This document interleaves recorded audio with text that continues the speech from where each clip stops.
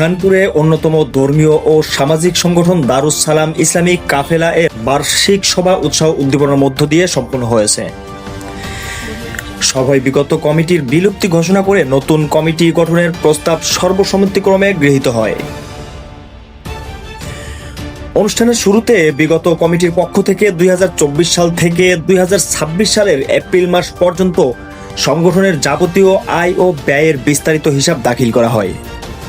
স্বচ্ছতা ও জবাবদিহিতার ভিত্তিতে পেশকৃত এই হিসাব উপস্থিত সকল সদস্য পুঙ্খানুপুঙ্খভাবে পর্যালোচনা করেন এবং সন্তোষ প্রকাশ করেন।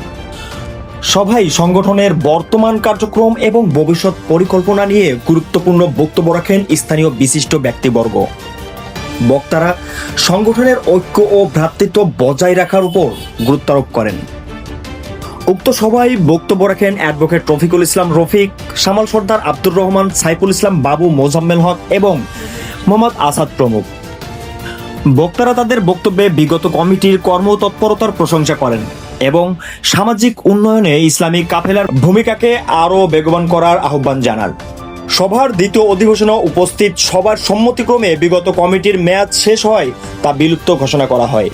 সংগঠনের কার্যক্রমকে আরও গতিশীল ও আধুনিকায়ন করতে দ্রুত সময়ের মধ্যে একটি শক্তিশালী নতুন কার্যনির্বাহী কমিটি গঠনের প্রস্তাব রাখা হয়।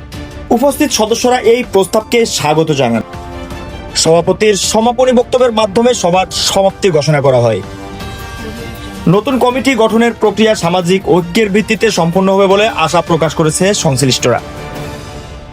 SK Jewel Rana, SBN news, Khanpur, Narayanganj.